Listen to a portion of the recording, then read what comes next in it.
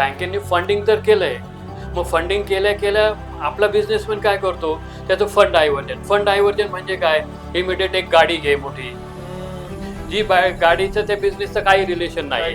गव्हर्नमेंटने फ्रीमध्ये द्यायला पाहिजे, तर असं कुठल्याही फ्री वर्ल्डमध्ये कुठेच अवेलेबल नाहीये. का माणूस असेल किंवा नवीन उद्योजक असेल, त्यांना एवढं सगळं पहिल्या दिवशीपासून कळत नाही ना, हे असं मेंटेन करायचं, ही शिस्त पाहिजे. मग समजा हे शिकायचं झालं एखाद्याने, कसं शिकावं मग हे सगळं? आता सेंट्रल गव्हर्नमेंट आणि पूर्ण भारतामध्ये महाराष्ट्र स्टेट गव्हर्नमेंट 2 स्कीम्स चालू आहेत, अनाऊन्स केलेल्या आहेत ऑलरेडी, त्यांचे सर्क्युलर्स पण आहेत. याच्यामध्ये ते अनडेव्हलप्ड MIDC साठी जास्त फंड्स त्यांनी ठेवलेले आहेत. संकटकाळी माणूस देवाचा धावा करतो आपण असं जसं म्हणतो, तसं अनसिक्युअर्ड बिझनेस लोन ट्रॅप मध्ये अडकलेल्या व्यक्तीने कोणाचा धावा करावा, त्यातनं बाहेर पडण्यासाठी काय केलं पाहिजे? मग हा तो EMI पे करण्यासाठी अजून कुठून लोन मिळेल का, ते एक बघतो. मग कुठली इन्स्टिट्यूट ज्यावेळेस लोन देत नाही त्यावेळेस मग हा मार्केटमध्ये जे व्याजाने पैसे देत आहेत, सिक्युअर्ड बिझनेस लोन हा प्युअर ट्रॅप आहे. आम्ही सध्या त्याचं कॉन्सॉलिडेशन करतो आहोत.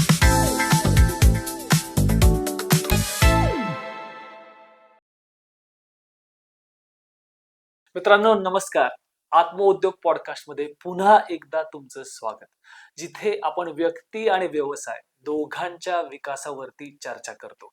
कारण मला असं वाटतं की व्यक्तीचा विकास झाल्यावरती तो जे काही कार्य करेल ते चांगलंच होणार आहे. आजचा एपिसोड माझ्यासाठी खूप महत्वाचा आहे, कारण की आजच्या एपिसोडमध्ये आपण 2 गोष्टींची चर्चा करणार आहोत. एक, व्यवसायाचं फायनान्शियल प्लॅनिंग आणि फायनान्शियल डिसिप्लिन कसं असलं पाहिजे, कारण ते जर का विस्कटलं तर पूर्ण व्यवसाय आणि सगळी केलेली मेहनत आपली पाण्यात जाऊ शकते. आणि दुसरं, आज व्यवसायासाठी अनेक सरकारच्या योजना उपलब्ध आहेत, पण त्याच्याकडे आपलं लक्ष जात नाही, आपल्याला पूर्ण माहिती नसते, त्याचा लाभ कसा घ्यावा हे आपल्याला माहिती नसतं, कुठे रीच आउट करावं हे माहिती नसतं, आणि त्यामुळे आपण नुसतीच लढाई देत असतो. पण हे जर का आपण नीट समजून घेतलं तर आपल्याला खूप चांगल्या पद्धतीने सरकारी स्कीम्सचा वापर करून घेता येऊ शकतो आणि एक चांगला व्यवसाय उभा करता येऊ शकतो. आणि त्यासाठी आज मी इन्व्हाइट केलंय संतोष अकोले सरांना. हे ड्युअल कपॅसिटी असलेलं व्यक्तिमत्व आहे. एक तर ते चार्टर्ड अकाउंटंट आहेत, त्यामुळे बिझनेसच्या फायनान्शियल डिसिप्लिन बद्दल आणि फायनान्शियल प्लॅनिंग बद्दल त्यांना जबरदस्त माहिती आहे. आणि दुसरं म्हणजे सरकारी योजनांवरती त्यांची खूप स्ट्रॉंग पकड आहे. त्यामुळे आजच्या एपिसोडमधनं तुम्हाला खूप काही शिकायला मिळणार आहे. तुम्ही व्यवसायाची सुरुवात करत असाल किंवा व्यवसायाच्या एका टप्प्यावरती असाल, दोन्ही प्रकारच्या उद्योजकांना आजच्या एपिसोडमधनं खूप मूल्यवान मार्गदर्शन मिळणार आहे. त्यामुळे हा एपिसोड पूर्णपणे बघा. आणि तुम्हाला जर का वाटत असेल की तुमच्या मित्रमैत्रिणींना, नातेवाईकांना ह्या एपिसोडचा उपयोग होईल, तर त्यांना निश्चित फॉरवर्ड करा. मी आता संतोष अकोले सरांनाच सांगणार आहे की सर, तुम्ही तुमचे इंट्रोडक्शन द्या, कारण की सरांचं काम एवढं मोठं आहे, मला काही मिस करायचं नाही. त्यामुळे सर प्लीज, स्वागत आहे तुमचं आणि तुमचं इंट्रोडक्शन. धन्यवाद. नमस्कार. माझं नाव संतोष अकोले. मी चार्टर्ड अकाउंटंट, कंपनी सेक्रेटरी आणि LLB लॉयर आहे. याचबरोबर बँक ऑफ महाराष्ट्राच्या पॅनलवर आहे. फायनान्शियल मार्केटमध्ये मी 1993 पासून आहे. इंटरनॅशनल ट्रेड फायनान्स हा माझा स्पेशल सब्जेक्ट आहे. त्याचबरोबर बँकर्स बरोबर आणि industrial, working capital, loan against property, acquisitions and mergers, SME IPO listing असे पूर्ण फायनान्स मी करतो. आणि सगळ्यात अजून एक सांगायची सगळ्यात मोठी गोष्ट म्हणजे जगामधला सगळ्यात मोठा फायनान्स, पूर्ण फायनान्स अख्खा मी करतो. प्रॅक्टिकली मी त्याच्यामध्ये इन्व्हॉल्व आहे, गव्हर्नमेंट स्कीम्समध्ये इन्व्हॉल्व आहे. त्यामुळे या सगळ्यांचा अभ्यास करून नेमकं उद्योजकांनी कुठे काम करायला पाहिजे, कसं काम करायला पाहिजे, किती काम करायला पाहिजे, आपण गव्हर्नमेंट स्कीम्समध्ये कधी यायला पाहिजे, गव्हर्नमेंट स्कीम्सचा लाभ घेऊन कसं एंट्री बॅरियर उभं करून लो कॉस्टिंगमध्ये आपल्याला प्रोडक्शन, जेणेकरून आपल्याला कोणी कॉम्पिटिटर शिल्लक राहणार नाही, ह्याचं सगळं मार्गदर्शन घेऊन आपण काम करायला हवं. असं माझं वर्किंग आहे. ओके. येस. सरांचं मी काम ऐकल्यावरती पहिल्यांदा मी सरांना प्रश्न विचारला, सर झोपता कधी? पण सरांचं टीम नियोजन सुद्धा इतकं छान आहे, की तुम्ही त्यांना भेटल्यावरती असं कधीही वाटत नाही, की खूप धावपळीत आहेत, यांची खूप गडबड आहे, रिलॅक्स्ड असतात, बोलताना पण एकदम पूर्ण अटेन्शन देऊन बोलतात आणि मला असं वाटतं, की जो हाय प्रोडक्टिव्ह माणूस असतो ना, त्याची ही खासियत आहे. ते त्यांची संघबांधणी खूप स्ट्रॉंग असते. सर सुरुवात करूयात. येस. आपण हा एपिसोड मला वाटतं 2 सेगमेंट्स मध्ये करूयात. एक बरोबर. फायनान्शियल प्लॅनिंग व्यवसायाचं आणि दुसरं म्हणजे सरकारी योजनांचा उद्योजकाने कसा फायदा करून घेता यावा व्यवसाय उभारणीसाठी. ओके. ओके. सर पहिला प्रश्न माझा असा आहे, की उद्योजक जेव्हा व्यवसाय सुरू करतो, तेव्हा त्याने फायनान्शियल प्लॅनिंग कुठल्या स्टेजला सुरू केलं पाहिजे आणि कुठल्या फायनान्शियल गोष्टींचा सेटअप केला पाहिजे? येस. याच्यासाठी सगळ्यात महत्त्वाचं ज्यावेळेस एखादा नवीन बिझनेस चालू होतो, ह्या नवीन बिझनेस चालू झाल्यानंतर असं पाहण्यात आलंय की ते इमिडिएट काय बाहेरून फंड्स अरेंज करायच्या प्रयत्नात असतात. तर याच्यामध्ये आपल्या स्वतःचा अभ्यास एवढा असला पाहिजे आणि प्लॅनिंग एवढी असली पाहिजे, कमीत कमी 1000 दिवस स्वतःच्या पैशाने आपण आपला बिझनेस मॅनेज केला पाहिजे. ओके. त्यानंतरच फंडिंगसाठी आपण तयार राहायला पाहिजे असतं.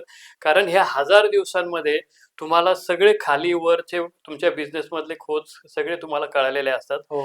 कुठे आपण बिझनेस खाली येणार आहे, कुठे वर जाणार आहे, कसा प्रोडक्शन कॉस्ट आहे, कशी सेलिंग असणार आहे, हो. त्याचा प्रॉफिट कसा असणार आहे, त्याचा लॉस कसा असणार आहे आणि मार्केटच्या रेटवर उपलब्ध असलेलं आपलं प्रॉफिट हो. हे आपल्याला कळतं आणि त्यानंतरच आपण फंडिंगसाठी मार्केटमध्ये यायला पाहिजे. ओके. असं माझा सल्ला आहे.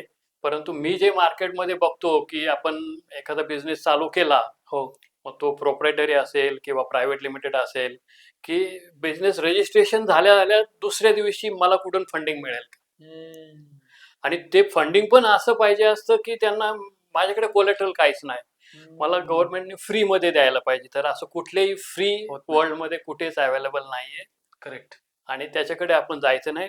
लॉंग टर्म व्हिजन ठेवून जर आपण बिझनेस करणार असाल, तर 1000 दिवसाची आपली कॅपॅसिटी असली पाहिजे.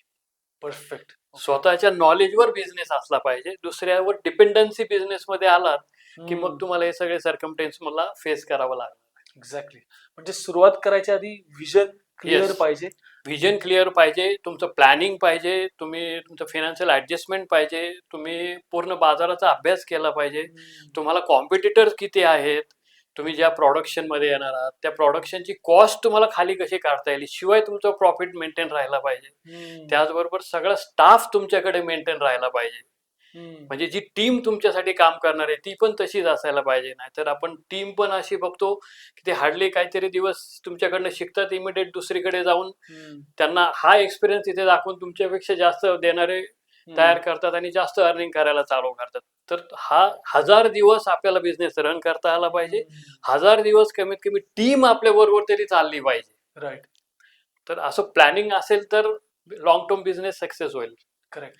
आणि व्हिजन बिझनेसचं असं असलं पाहिजे की इन फ्युचरमध्ये म्हणजे 3 वर्षानंतर किंवा 5 वर्षानंतर आपल्याला लिस्टिंग कंपनी लिस्ट करता आली पाहिजे, जिथून आपल्याला असे फंड्स उपलब्ध होतील की ज्या फंड्सला वेळ पण आपल्याकडे असेल आणि पैसा पण आपल्याकडे असेल. प्रत्येक बिझनेसमध्ये सक्सेस रेशो आपण जर नेहमी पाहतो ऐकतो की मारवाडी माणसं, जैन माणसं हे लोक नेहमी सक्सेस होताना बघतात. तर यांच्यामध्ये पण आपल्याला मेन काय बघायला मिळतं की हे पहिले 3 वर्ष स्वतःच सर्व्हाइव्ह करतात, मगच फंडिंगसाठी पार्टनर्स वगैरे शोधतात. डिपेंडन्सीमध्ये जास्त जात नाहीत आणि मेन पॅरेंट्सला विचारूनच काम करतात. आपल्या महाराष्ट्रामध्ये मी जेवढे जिल्हे फिरलोय, जेवढे लेक्चर्स केलेत, त्याच्यामध्ये असं बघायला मिळतं की आपल्या पॅरेंट्सला माहीतच नसतं का हा नेमका करतो काय. करेक्ट. त्यामुळे तो पण विचार करायचा. लग्न झालं असेल तर ऑलवेज आपल्या महिलेला त्या बिझनेसमध्ये इन्व्हॉल्व करा. ती फायनान्शियल चांगलं गाईड करू शकते. Wow, fantastic. आणि सरांनी 3 वेळा 1000 दिवस याच्यावरती स्ट्रेस केलेला आहे आणि त्यामुळे हे 1000 दिवस आपण तेव्हाच मॅनेज करू शकतो जेव्हा आपल्याकडे सॉलिड प्लॅनिंग असलं पाहिजे. तर मग सर सुरुवातीला समजा एखाद्याने व्यवसाय आता एस्टॅब्लिश केलेला आहे, तर फायनान्शियल प्लॅनिंग बद्दल एक रूल जर का तुम्हाला सांगायचा असेल तर तो कोणता असेल? फायनान्शियल प्लॅनिंग बद्दल एक सगळ्यात महत्वाचा रूल म्हणजे तुम्हाला टाइम व्हॅल्यू कॅल्क्युलेट करता आला पाहिजे. बरं. म्हणजे तुम्ही जे प्रॉडक्ट ज्या वेळेला मार्केटमध्ये विकतात आणि जे प्रॉडक्ट तुम्ही मॅन्युफॅक्चर करतात, ह्या दोघांमध्ये टायमिंगचे गॅप आहे. बरोबर. त्या हो. गॅपमध्ये टाइम व्हॅल्यू कॅल्क्युलेट करून तुम्हाला प्रॉफिटमध्ये कसं येईल त्याचं प्लॅनिंग आणि वातावरण म्हणजे तुम्हाला साधारण मार्केटचं वातावरण कळलं पाहिजे. ओके. ओके. की कोणत्या वेळेस मार्केटची प्राइस खाली येते, कोणत्या वेळेस मार्केटमध्ये प्राइस वाढते. जे बरं. आता पण आपण ह्या सध्याच्या सिच्युएशनमध्ये पण बघतो आहोत. इथे क्रूड बरोबर. ऑइल्स वर चालू आहे. काही लोक त्याचा फायदा उठवतायत. बरोबर. मग हे हे असे सर्कमस्टन्सेस प्रत्येक बिझनेसमध्ये प्रत्येक वेळेस Correct. येतात. करेक्ट. आता एक एक्झाम्पल म्हणजे मी असं पाहिलंय की एक माझा क्लायंट आहे जो स्क्रॅप इंडस्ट्रीमध्ये काम करतो. बरं. जो रेल्वेचं स्क्रॅप परचेस करतो आणि विकतो. परंतु ह्या पर्सनने डिसेंबर महिन्यामध्ये रेल्वेचा स्क्रॅप परचेस केला आणि त्याच वेळेस ह्या स्क्रॅपची व्हॅल्यू खाली येते मार्केटमध्ये. बरं. आणि याला परचेस करून मार्केटमध्ये देण्यासाठी जवळपास 15 दिवसाचा टाइम लागला. राईट. त्या 15 दिवसांमध्ये याला 7 रुपयाचा लॉस झाला आणि त्या 7 रुपयामुळे हा आज 5 कोटी एनपीए मध्ये आहे. बापरे! म्हणजे इतकं ते नियोजन Yes. पाहिजे आपलं. आपल्याला मार्केटचा अभ्यासच पाहिजे स्वतःच्या प्रॉडक्टचा बरोबर. की ज्याच्यात आपण काम करणार आहे त्याचा. वाह! मग ते कुठलीही सेगमेंट असो, फायनान्शियल असो किंवा तुम्ही ट्रेडिंग असो हो. किंवा मॅन्युफॅक्चरिंग असो, या सगळ्यांबद्दल तेवढा स्वतःचा अभ्यास असलाच पाहिजे. जे ओनर आहेत, जे मॅन्युफॅक्चरर आहेत, त्यांनी स्वतः अभ्यास ठेवणं फार जरुरी आहे. Perfect sir. Thank you. पुढच्या प्रश्नाकडे जाऊयात सर. अकाउंटिंग बुक्स जेव्हा उद्योजक मेंटेन करतात, त्यामुळे सर्व प्रकारच्या उद्योजकांमुळे तुम्हाला कुठल्या प्रकारच्या चुका आढळून येतात, ज्या वारंवार उद्योजक करत असतात? सगळ्यात मेन म्हणजे आपल्या महाराष्ट्रामध्ये असं पाहिलंय की ज्यावेळेस एखादा एंटरप्रुनर तयार होतो, नवीन बिझनेसमध्ये येतो, हा अकाउंटिंगच्या रिलेटेड काहीच विचार करत नाही. बरं. कंटिन्युअस असे आम्हाला पाहायला मिळतात. बरं. अकाउंटिंग काय करून घेऊ आपण किंवा कोणाला तरी देऊ वगैरे. पण स्टार्ट पासनं अकाउंटिंग जर व्यवस्थित मेंटेन ठेवलं Yes. तर ज्यावेळेस तुम्हाला फंड्सची गरज आहे त्यावेळेस फंडिंग उपलब्ध होऊ शकतं. पण हे जर नसेल करेक्ट. तर मग आपल्याला त्याला साठी फेस करावा लागतो आणि नको त्या प्राइसला नको ते लोन घेऊन आपण त्या ट्रॅप मध्ये अडकतो. एक्झॅक्टली. कारण सर सिंपल आहे ना, म्हणजे बँकेकडे जरी गेलो तरी मला एवढं माहिती की ते 3 वर्षाच्या बॅलन्स शीट तर विचारतातच की बाबा आहेत का बॅलन्स शीट. बरोबर. त्याशिवाय कोणी आपल्याला उभंच करणार नाही बरोबर. समोर. मग आपण नवीन बिझनेस चालू केल्यानंतर आम्ही तर ऑलवेज गाईड देतो की ठीक आहे, सुरुवातीला प्रत्येक जण कॉस्ट कटिंगच्या हिशोबाने काम करत असतो. ह्या हो. कॉस्ट कटिंग मध्ये अकाउंटिंग तुम्ही स्वतः मॅनेज करा. बरोबर. त्याचे books day to day maintain झालेच पाहिजे. येस. सेल्स मॅनेज झाला पाहिजे, परचेस मॅनेज झाला पाहिजे, जीएसटी साठी सेपरेट बुक असलं पाहिजे, प्रॉफिट साठी सेपरेट बुक असलं पाहिजे, जेणेकरून तुम्हाला रोज तुमचा कॅश फ्लो कळला पाहिजे. बरोबर. ओके. आणि त्या कॅश फ्लोच्या बेसिसवरच तुम्ही डिसिजन घेऊ शकणार आहे की नेक्स्ट प्रोडक्शन साठी माल कधी घ्यायचा, कधी बाहेर काढायचा आणि कधी तो मार्केटमध्ये आणायचा. आणि हा एवढा कोणी विचार करताना दिसत नाही. नाही, ह्या सगळा विचार करताना दिसत नाही. आणि नेमके यांना ज्यावेळेस मार्केटमध्ये कोण लोन उपलब्ध करून देत नाहीत त्यावेळेस ते आमच्यासारख्याकडे येतात आणि मग त्यावेळेस त्यांची बुक्स कीपिंग आम्ही घेऊन हो. संपूर्ण बुक्स मध्ये स्टार्ट टू एंड पर्यंत अकाउंटिंग मध्ये काम करून मग यांचे बॅलन्स शीट प्रॉपर मेंटेन करून मग आपल्याला बँकरकडे जावं लागतं आणि मग तो रेडी होतो. येस, आणि त्यात आता आपण करू शकतो. 2-3 महिन्याचा वेळ परत हो, जाऊ शकतो. त्याला 2-3 महिन्याचा वेळ आणि म्हणजे त्यात तो त्याचं परत- सर्वाईव्ह होत नाही. हा एक्झॅक्टली मला तेच म्हणायचं. आणि अजून एक सगळ्यात मोठी चूक म्हणजे कुठलेही फायनान्शियल प्लॅनिंग न करता आपण काय रेट ऑफ इंटरेस्टने फंडिंग घेणार आहोत, तो रेट ऑफ इंटरेस्ट आपल्या प्रॉफिटला मॅच होतोय की नाही होते ते सुद्धा पाहिलं जात नाही. आणि हे लोक अनसिक्युअर्ड बिझनेस लोनच्या ट्रॅपमध्ये अडकतात, ज्यांना रेट ऑफ इंटरेस्ट 36% वर्षाचा पे करतात आणि त्याचं सगळं पेनल्टी वगैरे कॅल्क्युलेट होऊन 50% पर्यंत जातो तो. आणि एवढा त्यांच्या बिझनेसमध्ये प्रॉफिटही नसतो. मग अल्टिमेटली त्यांना इकडनं तिकडनं फंड मॅनेज करून तो पे करावाच लागतो.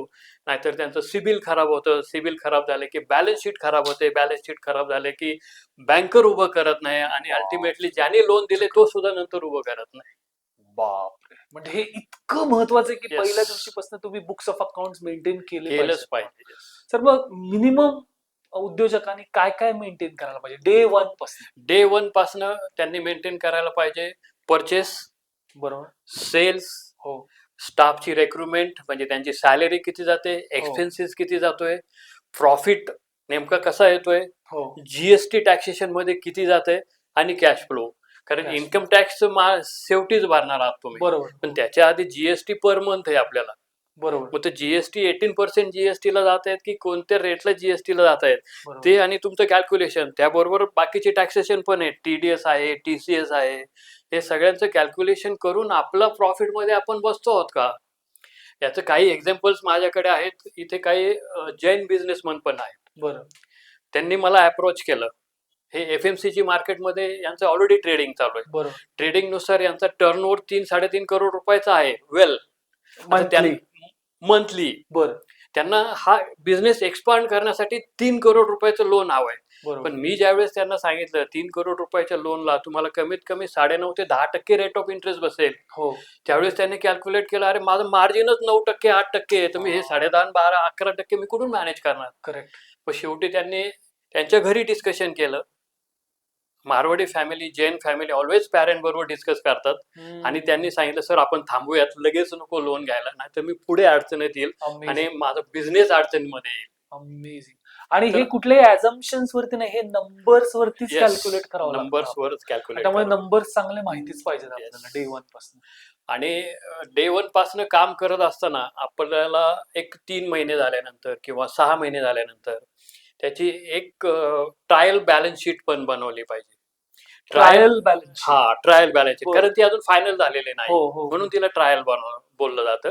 बरं. ह्या बॅलन्स शीटवर आपण पाहिलं पाहिजे की आपले क्रेडिटर्स म्हणजे ज्यांना हो. आपण पैसे देणं लागतो हो ते किती आहेत, त्याच्याबरोबर डेटर्स किती आहेत, हो त्याच्याबरोबर आपला स्टॉक किती आहे, त्याबरोबर आपला सेल्स कुठल्या रेशोमध्ये चाललेला आहे, हो आणि बँकर्सकडे फंडिंगसाठी जाताना आपल्याला काही कॅल्क्युलेशन्स असेल तरच बँक फंडिंग करतं, नाही तर फंडिंग नाही नाही तर करत. नाही. मग ते स्टार्ट पासून मेंटेन करत राहिलं की तुमच्या पॉइंटला तुम्हाला हवे असलेल्या वेळेस पैसा उपलब्ध होतो, बरोबर. नाहीतर मग तो फंडिंग उपलब्ध होत नाही. हो. आणि मला असं म्हणजे माझ्या पाहण्यात असं आलंय की जर का व्यवसायाचं नियोजन चांगलं केलेलं असेल, तुम्हाला क्लॅरिटी असेल, तर बँका पैसे देतात. हो, हल्ली बँका पैसे देतात, त्यांच्याकडे फंड्स आहेत. फंड्स आहेत. फक्त तुमचा प्रोजेक्ट चांगला पाहिजे, तुमचं प्रोजेक्शन्स चांगली पाहिजेत. बँक फंडिंग करताना तुमचं प्रोजेक्शन, तुमचं व्ह्यूज, त्यानंतर तुमचं थिंकिंग अबाउट युअर बिझनेस हे पण बघतो. बँक हा पण बघतो की तुम्ही हे पैसे घेऊन तात्पुरतं यूज करून नंतर Yes. त्याचा मिसयूज पण होऊ शकेल का तुमच्या बोलण्यामधून, म्हणून बँकर महिनाभरामध्ये तुम्हाला 5-6 वेळेस भेटतो, पण करेक्ट. तो सगळ्या चर्चांमधनं काढून पण घ्यायचा विचार करतो की यांचं काय विजन आहे, काय करणार आहेत नेमकं, जे टेंडर्स आमच्या समोर आणतात खरंच त्यामध्ये करणार आहे का, कारण फंड डायव्हर्जन तर होणार नाही. कारण लेटेस्ट बिझनेसमध्ये असे बघण्यात आलंय, बँकेने फंडिंग तर केलंय, मग फंडिंग केल्या केल्या आपला बिझनेसमॅन काय करतो, त्याचं फंड डायव्हर्जन म्हणजे काय, इमिडिएट एक गाडी घे मोठी, जी गाडीचं त्या बिझनेसचं काही रिलेशन नाही, संबंध नाही. तो 8 तास ते 18 तास तो बिझनेस मध्ये एंटर करतो, करेक्ट. काम करत असतो, गाडी बाहेरच उभी असते, करेक्ट. शो साठी टू व्हीलर वरतीच फिरायचं असतं हा. मार्केट. टू व्हीलर वर आधी फिरत होते, इमिडिएट गाडी घेऊन शो करून काही मिळत नाही, आणि ती गाडी बघून तुम्हाला कोण फंडिंग देत नाही, गाडी बघून तुम्हाला कोण ऑर्डर पण देत नाही. Perfect perfect. तो त्याला फंड डायव्हर्जन बोलतात. याच्यावर आता आरबीआयने पण अंकुश लावलेला आहे. फंड डायव्हर्जनला बँकर्स सुद्धा आता लक्ष घालून काम करतोय की तुमचं फंड डायव्हर्जन व्हायला नको, कारण अल्टिमेटली बँक याच्यामध्ये फसते, आणि बँक फसले की त्यांचा प्रॉफिट, बँकेच्या पण प्रॉफिटवर इफेक्ट होतो, अल्टिमेटली क्लायंटचं पण, म्हणजे दोन्हीकडनं लूज लूज. तर हे आरबीआयला नकोय, म्हणजे फायनान्शियल सेगमेंटलाही नकोय. थोडक्यात सर मी ऐकताना असं वाटतं की हा इतका शिस्तबद्ध कार्यक्रम आहे की कुठल्याही पद्धतीने पैसा आला की प्रलोभनाला बळी पडता कामा नये आपण. की व्यवसायासाठी घेतलेला पैसा व्यवसायातच नियोजनबद्ध वापरला पाहिजे, इतकी ती क्लॅरिटी असली पाहिजे. बरोबर. आणि मी पण काही पर्सनल उदाहरणं बघितलेली यंग ऑन्टरप्रेन्युअर्स, जसं तुम्ही म्हणाल फंड डायव्हर्जन, उगाचच पैसे आहेत म्हणून आता काहीतरी वेगळ्या पद्धतीने ते खर्च करायचं प्रलोभन आपल्याला व्हायला लागतं. ते इम्पल्सेस वरती खूप कंट्रोल करता आलं. छोटस एक एक्झाम्पल रिसेंटलीच सांगतो. फार्मास्युटिकल डिस्ट्रीब्युटर आहे, बिझनेस छान आहे, पर डे 1 करोड 1.5 करोडचा सेल आहे त्याचा. Is the trader, is not manufacturer. Trader यांनी एका बँकेकडनं सीसी पण घेतलंय, ते पण गव्हर्नमेंट स्कीम मध्ये, CGTMSE. ह्या स्कीम मध्ये 1.5 करोड रुपयाचं सीसी घेतलंय, आणि ते सीसी घेऊन मग याला फंड्स अवेलेबल झाले. सेल पण आहे, रोज 1 ते 1.5 करोडचा सेल सेल. Plus CC 1-1.5. पण त्यांनी फंड डायव्हर्जन केलं, एक बंगला विकत घेतला. म्हणजेच बिझनेस मधला फंड सीसी मिळाल्यामुळे 1.5 करोडचे सीसी मिळाल्यामुळे फंड डायव्हर्ट झाले.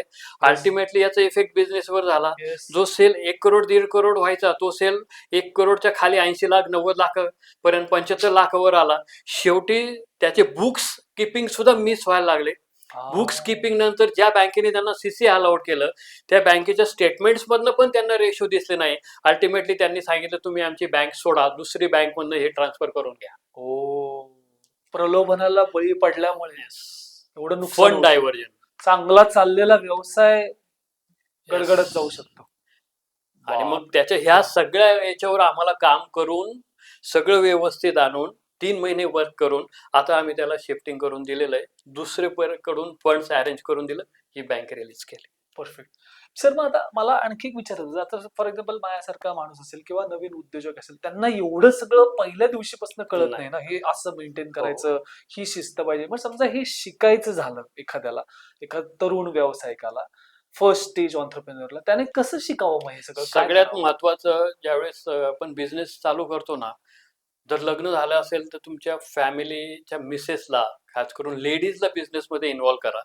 कारण लेडीजचा बिझनेस बद्दलचा व्ह्यूज, एक्सपेन्सिस वर असलेला फोकस आणि कंटिन्यू आणि पकड, त्यामध्ये ते कंट्रोल करू शकतात. माणसं म्हणजे एवढं माझ्यामध्ये पण असं बऱ्याच वेळा झालंय की आपण काम सोडून मग दुसऱ्याच एका टॉकसाठी भेटलो आणि ते टॉक्स आणि बिझनेसचा काही संबंध नाही. टाइम व्हॅल्यू तिथे संपला.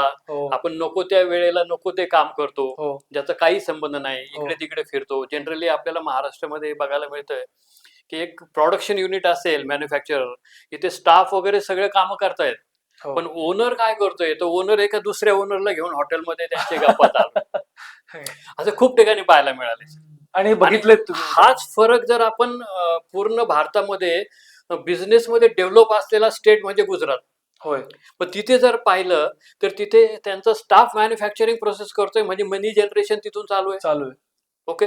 त्याचबरोबर हा पण एक उद्योग करत असतो आणि हा पण कंटिन्यूस त्याच्यामध्ये, हा दुसरीकडे जाऊन फालतू गप्पांमध्ये टाइम व्हॅल्यूला ते लोक काम करतात. परफेक्ट. आणि ते तेवढंच काम करतात जेवढं त्यांच्या मनीशी रिलेटेड आहे, त्यांच्या फायनान्सशी रिलेटेड आहे. म्हणजे तुम्ही थोडासा विरंगुळ द्या, पण आफ्टर द वर्क त्यासाठी सेपरेट वेळ ठेवा. बिझनेसमध्ये तो मिक्स नाही झाला पाहिजे. तर मग एक म्हणजे आपण घरच्या व्यक्तींकडनंच फायनान्शियल डिसिप्लिन शिकू शकतो. Always. दुसरे काही मार्ग सर सजेस्ट करू शकाल की? तुम्ही पॅरेंट्स बरोबर डिस्कस करा. लोन्स घेताना जेवढं जमेल तेवढं ओन कॉन्ट्रीब्युशन तयार करा. जे रिटर्न्स तुम्ही बँकेला देणार आहात तेच रिटर्न्स तुम्ही तुमच्या फॅमिली मेंबरला द्या. फॅमिली मेंबर्स कडनं घेतलेले पैसे फुकट घेतलेत किंवा त्याच्यावर काही इंटरेस्ट लागत नाही, हा माइंडसेट ठेवला की ते पण पैसे बुडतात. पण त्यापेक्षा तुम्ही त्यांना पण रिटर्न्स द्या ना. तुम्हाला रिटर्न्स असेही द्यायचेच आहेत, पण तुम्ही एका इन्स्टिट्यूटला रिटर्न्स देणार आहेत, ते एक फॅमिली मेंबर्सला द्या. तिथून ओन कॉन्ट्रीब्युशन तयार होईल, तिथून तुमच्यावर बर्डन येणार नाही. आणि जो वेळ तुम्हाला मॅन्युफॅक्चरिंग मध्ये द्यायचा आहे तो वेळ तुम्ही इथे फंड मॅनेजमेंट साठी नाही देणार. त्याच्याने तुमचं प्रोडक्शन वाढणार सर, बिझनेसमध्ये प्रॉफिट वाढणार. सर ह्या चुका मी सुद्धा केल्यात बरं का. फॉर एक्झाम्पल एखादं पेमेंट आलं, आता प्रलोभन एवढी आहेत की मग गेलो अमेझॉन वरती, एक प्रॉडक्ट घ्यायचं, उगाच वाटलं की हे आता डिस्काउंट मध्ये हे पण घेऊन ठेवावं. मग नंतर लक्षात आलं की 2 महिने ते प्रॉडक्ट आपण वापरलंच नाही. आता भले दिसताना गेले 1,500-2,000 असंच दिसतं, पण ते वर्षाच्या अखेरीस कॅल्क्युलेट केलं तर कदाचित 25-30 हजार रुपये फालतू खर्च केलेला निघू शकतो, जे की मला आज कळते की गरजेचं नाहीये. आणि तिथेही शिस्तबद्ध राहणं खूप गरजेचं आहे. जोपर्यंत आपण अशा स्टेजला पोहोचत नाही की माझ्याकडे एक्स्ट्रा पैसे खर्च करायला आहे, तेही खरं तर असे खर्च नाहीच करायला पाहिजे. तर परत मित्रांनो, सरांचं जे सांगणं आहे, मला वारंवार एकच वाटतं की स्वयंशिस्त हा त्याच्यावरती एकच उपाय आहे. अजून एक महत्वाचं म्हणजे आपण बिझनेस करताना पैसे समजून घेणं फार जरुरी आहे सर. येस, हा मला ही पैसे समजत नाही, आपल्याला आकडे समजतात, पैसे समजत नाहीत. सर यातला फरक म्हणजे कसा, आता महाराष्ट्रामधले मॅन्युफॅक्चरर, इन्व्हेस्टर्स आणि महाराष्ट्रामध्येच जे गुजराती, जैन ह्या कमोडिटी मारवाडी मधले मॅन्युफॅक्चरर जे महाराष्ट्रीयनच आहेत सध्या, हो, कारण त्यांच्या कितीतरी पिढ्या महाराष्ट्रात बरोबर. झाल्या आहेत. त्यांची वर्किंग स्टाईल, आपली वर्किंग स्टाईल, त्यांचं पैशाकडे बघायचा उद्देश, आपला फायनान्सकडे बघायचा उद्देश, हे खूप मोठं गॅप आहे सर. आणि आपल्याला लहान मुलांपासून शिकवायला सुरुवात केली पाहिजे. त्यांना थोडेसे पैसे देऊन मार्केटमध्ये हे घेऊन ये, त्यांना ऍक्च्युअल कॉस्ट कळली पाहिजे की हातातून किती पैसे देतोय आपण, किती पैसे परत घेतोय, याचा नेमका यूज किती आहे. तर हे पैसे समजणं फार जरुरी आहे सर. पैसे समजले कीच बिझनेस समजतो, आणि बिझनेस समजला की ऑटोमॅटिक फंड्स जनरेट होतात. मगाशच्या प्रश्नाचं उत्तर हेच आहे मग सर, एका Yes. वाक्यात पैसे समजले तरच बिझनेस तर कळतो. बिझनेस कळतो. Yes. पैसे नाही कळले तर बिझनेस कळत नाही. याच्यातला अजून एक एक्झाम्पल म्हणजे आपल्या इथे एक बारामती जवळ एक इंडस्ट्री आहे जी मँगो पल्प किंवा ऑल फ्रुट्सच्या पल्प मध्ये काम करतात. बरोबर. त्यांचा डेली सेल्स नियर अबाउट 1 ते 1.5 करोड रुपये आहे. परंतु त्यांनी ती जी प्रॉपर्टी परचेस केली ती त्यांच्याच कंपनीच्या नावावर प्रॉपर्टी परचेस केली, बरं. आणि मागच्या 6 वर्षापासून कंपनी चालू झाल्यापासून ते बुक किपिंग्स मेंटेन केलेले नाहीत. 6 वर्ष 6 वर्ष बुक किपिंग्स बाप. मेंटेन आणि केलेले रोजचा नाही. सेल 1.5 कोटी. रोजचा सेल 1.5 कोटी रुपये. त्यामुळे त्यांना इन्कम टॅक्स आणि बाकीच्या डिपार्टमेंट्स कडनं आलेल्या नोटीसनुसार सध्याचा सेल त्यांना कॅश मध्ये करावा लागतोय सर. बाप. म्हणजे पैसे कळलेले नाही. म्हणजे पैसे कळलेले नाहीत Correct. तुम्हाला. पैसे कळाले नाहीत म्हणून तुमचे इन्कम टॅक्स वगैरे तिकडे पैसे जीएसटी मध्ये तिकडे सगळीकडे इन्क्वायरी सुरू झाल्या, आणि तुमची जी प्रॉपर्टी बिझनेसच्या नावाने आहे, तुमच्या कंपनीच्या नावाने आहे, त्या प्रॉपर्टीला तुम्ही तारण ठेवून पण लोन घेऊ शकत नाही, कारण तुम्ही बुक्स ऑफ मेंटेन केलेले नाही, त्याबरोबर आरओसीचे कंप्लायन्स सुद्धा मेंटेन झालेले नाही. बाप. आणि ह्या कंप्लायन्स आज जर 6 वर्षाचे मेंटेन करायचे असतील तर त्यांना 20 ते 25 लाख रुपये खर्च आहे त्यासाठी. एवढी मेहनत करून सगळं पाण्यात येस. पडतं. आणि ती प्रॉपर्टीचा ते काहीही उपयोग करू शकत नाही, कारण प्रॉपर्टी प्रायव्हेट लिमिटेड कंपनीच्या नावाने आहे. हो. बाप. म्हणजे केवळ पैसे न समजल्यामुळे आपण नेमकं काय करतोय हे पण नाही कळालं. हो. प्रॉपर्टी आहे ती प्रॉपर्टी आपण प्रायव्हेट लिमिटेड जरी आपण त्यातले डायरेक्टर्स असो, हो. तरी त्या कंपनीच्या नावाने असलेली प्रॉपर्टी म्हणजे डायरेक्टरची ओन प्रॉपर्टी नाही. येस. डायरेक्टर चेंज झाला की ती प्रॉपर्टी कंपनीची आहे. येस. मग यासाठी ऑलवेज आपण मार्केटमध्ये पाहिलंय की जे चांगले उद्योजक आहेत ते कंपनीची प्रॉपर्टी कंपनीच्या डायरेक्टरच्या नावाने असते, आणि हा डायरेक्टर तीच प्रॉपर्टी त्यांच्याच कंपनीला रेंट आउट करतो. तिथून एक इन्कम जनरेट झालेला असतो. बाप.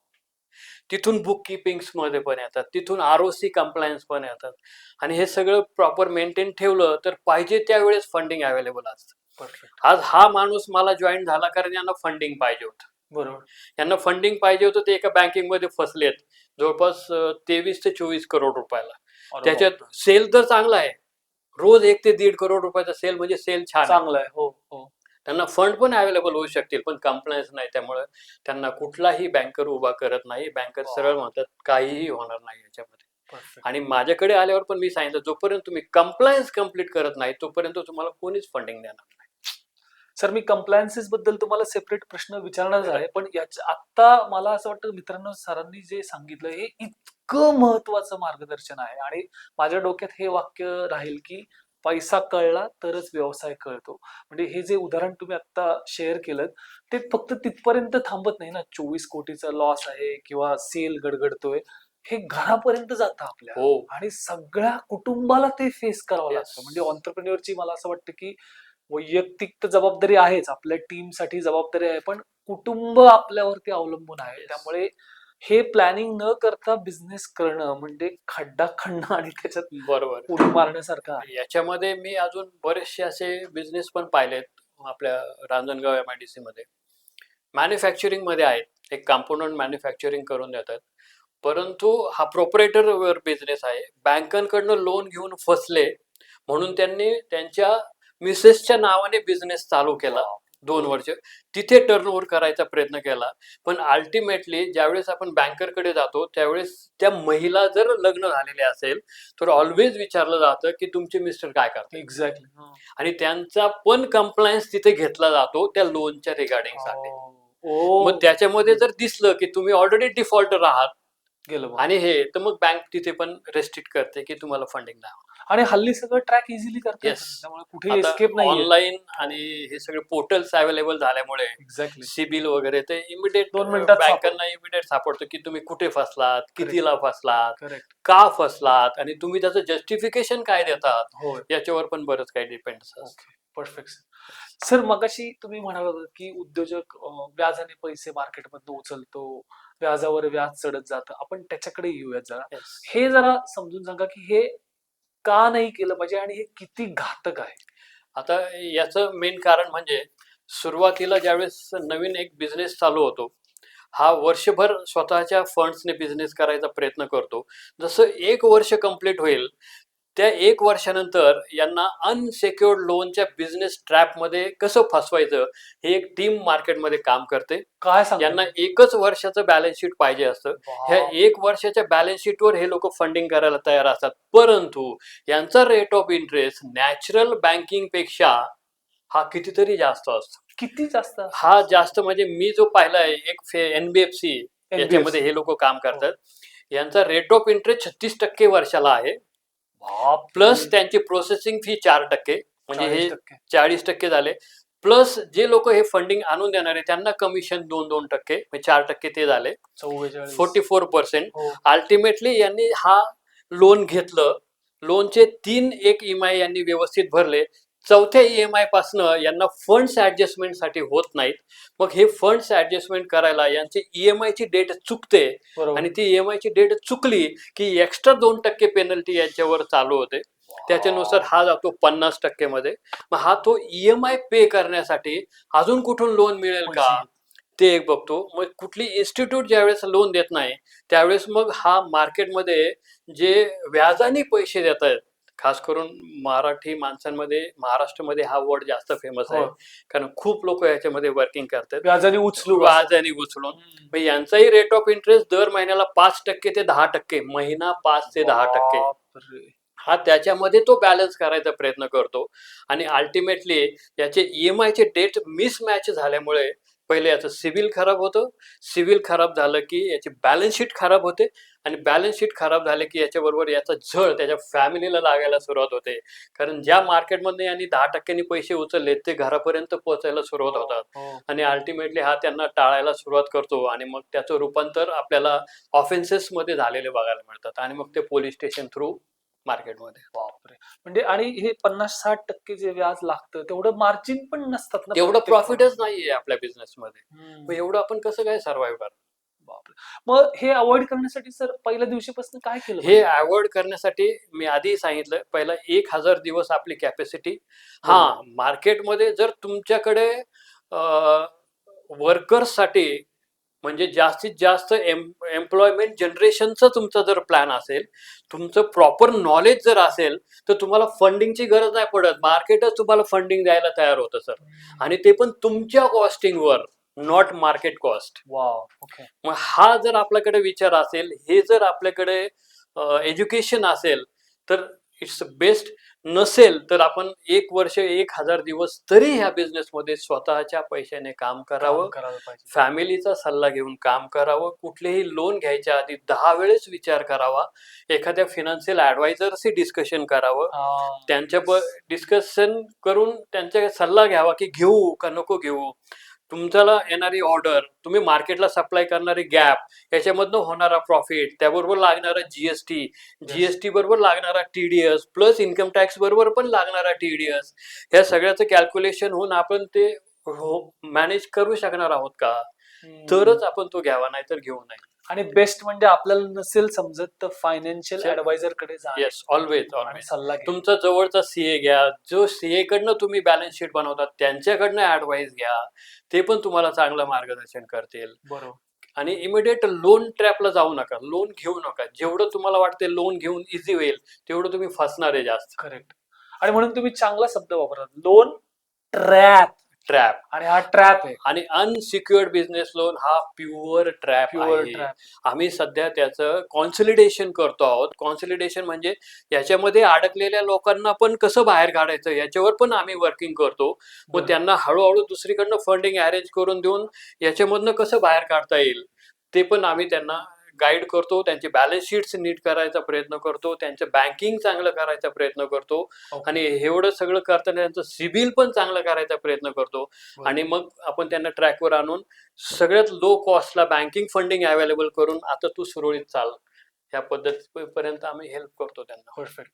मित्रांनो, हा फायनान्शियल डिसिप्लिनचा पार्ट झाला आणि मला असं वाटतं की इतकं महत्वाचं मार्गदर्शन आहे म्हणजे मला तर वाटतं की व्यावसायिकासाठी जो सुरुवात करतोय किंवा मिड स्टेज ऑन्टरप्रिन्युअरला हे हा एपिसोड वारंवार खरं तर बघितला पाहिजे आणि 2-3 सरांनी इतके सुंदर नियम सांगितलेले आहेत. ते नियम जर का आपण व्यवसायात पाळले तर व्यवसायामध्ये फायनान्शियल डिसिप्लिन क्रिएट होईल आणि त्यातनं मग तुम्ही सक्सेसफुल व्हाल. माझ्या डोक्यात सर ती स्टोरी राहील की रोज 1-1.5 कोटीचं सेल असून सुद्धा व्यवसाय प्रॉब्लेम मध्ये आहे कारण पैसे कळलेले नाहीयेत आणि त्यामुळे व्यवसाय गडगडलेला आहे.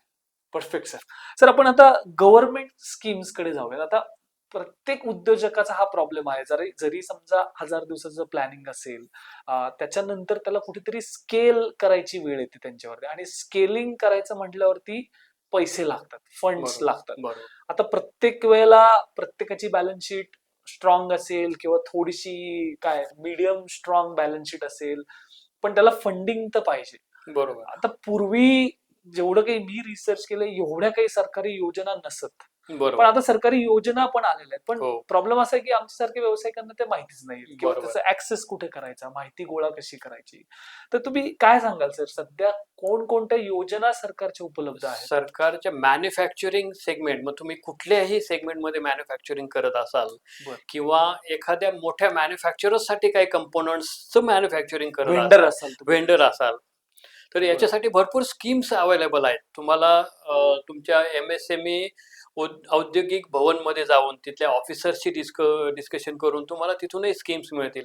बरं. नाही मिळाल्या तर आमचाही नंबर तिथून मिळेल, तिथून Perfect, तुम्ही yes. कॉन्टॅक्ट करा. आम्ही त्या स्कीम्स काय अवेलेबल आहेत.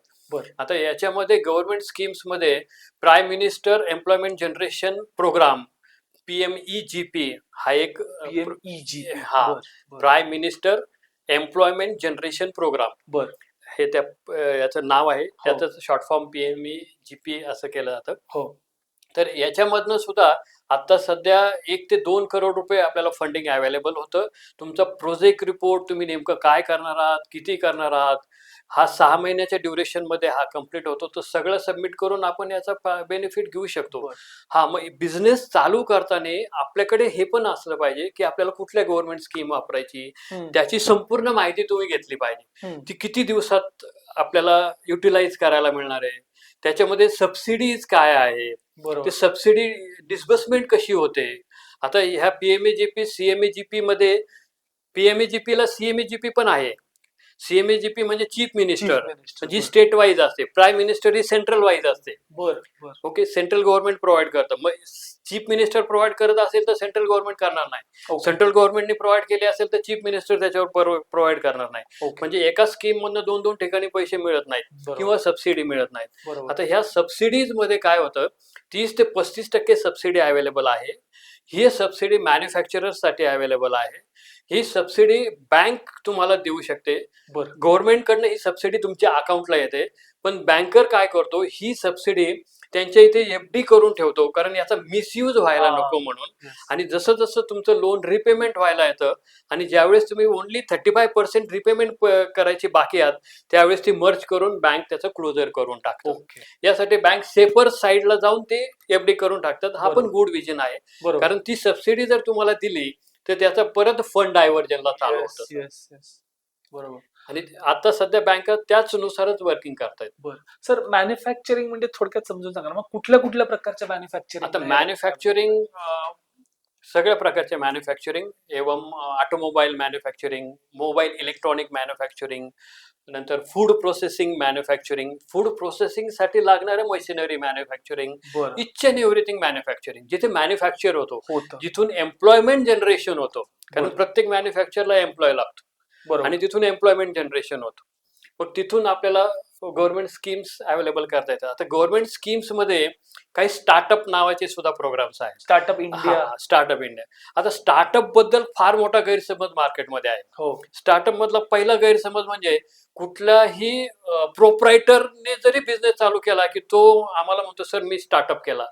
पण स्टार्टअप इंडिया गव्हर्नमेंटच्या रूल्स आणि रेग्युलेशन्स नुसार स्टार्टअप मध्ये फक्त लिमिट LLP पासून पुढचेच ज्या कंपनी रजिस्ट्रेशन मध्ये येतात त्याच स्टार्टअप मध्ये मिळतात आणि त्यांना स्टार्टअप इंडियाकडनं आधी एक रजिस्ट्रेशन नंबर घ्यावा लागतो. त्यावेळेसच ते स्टार्टअपला अप्लाय करू शकतात. आणि स्टार्टअपला पहिलं जर तुमचं एम्प्लॉयमेंट जनरेशन किंवा युनिक प्रॉडक्ट जर असेल तर तुम्हाला 3 वर्षासाठी इन्कम टॅक्सचं एक्झम्पशन, 3 वर्षासाठी जीएसटीचं पण एक्झम्पशन मिळतं. हे सगळ्यात मोठी बेनिफिट आहे सर. First class. सर मग आता ही बेनिफिट स्टार्टअप झाल्यापासून 10 वर्षापर्यंत अवेलेबल आहे. असं नाही की तुम्ही स्टार्टअप झालात 1 वर्ष झाले 2 वर्ष झाले मग मला आता मिळेल की नाही मिळेल, हा पण गैरसमज आहे मार्केटमध्ये. मग 2-3 वर्षानंतर त्याला कळतं की अरे स्टार्टअप होता आपल्याला घेता नाही आलं. हे 10 वर्षापर्यंत घेऊ शकतो. बर एनी टाइम. First class. बर सर मग आता ज्याला ह्यातलं काहीच माहिती नाही त्याने मग पहिली स्टेप काय घेतली पाहिजे सरकारी योजनांबद्दल माहिती मिळवण्यासाठी? सर एकतर त्यांनी गुगल बेस्ट सोर्स आहे. प्रत्येक बरोबर. जण आपण मोबाईल ऑपरेट करतो. बरोबर. एक छोटासा ऍडवाइस म्हणजे रील्सला आय एम नॉट इंटरेस्टेड. कुठली मी रील्स बघत नाही कधीच, मी केलेलं पण नाही. आणि त्यातनं मिसगाईड पण होऊ शकतात. ऑटोमॅटिक होतातच, मिसगाईड होतात आणि आपला फोन हँग होऊन दुसरंच काहीतरी होतं पैशाच्या रिलेटेड आपण जे सध्या ऐकतोय. तर त्याच्याऐवजी आपल्याला काही स्कीम्स अवेलेबल आहेत का? गुगलवर काही गव्हर्नमेंट स्कीम्स. आता आपण चॅट जीपीटी सगळीकडे बघतो. चॅट जीपीटी पण इन्फॉर्मेशन देतो आपल्याला. त्याच्यावर सर्च मारा, त्याच्यावर अवेलेबल आहे. मग तो थोडस नॉलेज घेऊन काय काय अवेलेबल आहे मग त्या कन्सर्न ऑफिसर शोधून कन्सर्न ऑफिसरला आपल्याला कसं भेटता येईल, त्याच्याकडनं भेटून अजून डिटेलमध्ये काय काय कागदपत्र लागतायत, त्याची मॅनेजमेंट, फिनान्शियल मॅनेजमेंट, त्याला बँकिंग पण लागतं, काही अकाउंट्स पण लागतात. त्याचं सगळं प्रॉपर सेट तयार करून ते आपला रेडी झाला पाहिजे. त्याला किती ड्युरेशन लागणार आहे, मग तोपर्यंत आपला बिझनेस कसा सर्व्हाइव्ह होईल, हे सगळं प्लॅनिंग त्या बिझनेसमॅनला करायचंय. म्हणून आपण ऍडवाइस काय करतो की इथे मॅन्युफॅक्चर तुमचं स्टाफ काम करतोय तर मग तुम्ही दुसरीकडे जाऊन हे नका, तुम्ही तोपर्यंत स्ट्रॅटेजिक वर्क करा.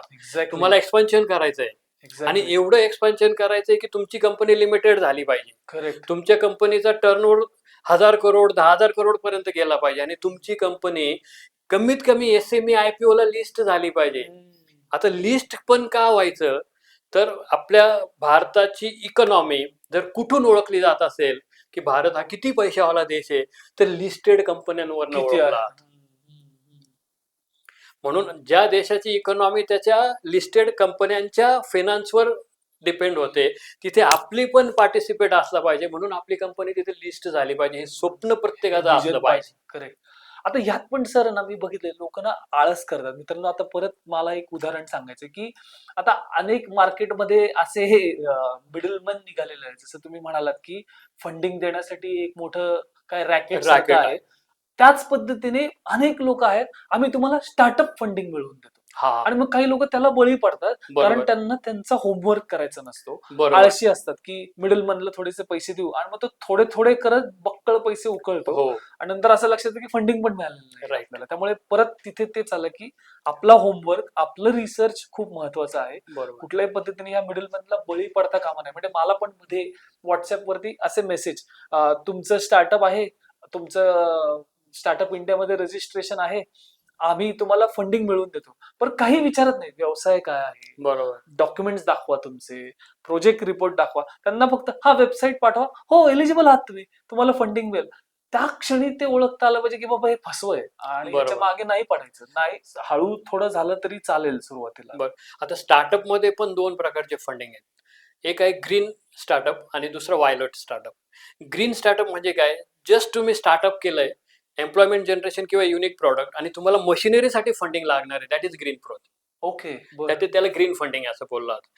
दुसरं व्हायलेट फंडिंग म्हणजे तुमचं ऑलरेडी बिझनेस स्टार्ट आहे, 2-3 वर्ष झालेले आहेत, तुम्हाला एक्सपान्शनसाठी अजून काही मशिनरी ऍड करायच्या आहेत, त्यासाठी लागणारं फंडिंग हे पण स्टार्टअप मधून अवेलेबल असतं. कारण स्टार्टअप 10 इयर्स पर्यंत हेल्प करतात.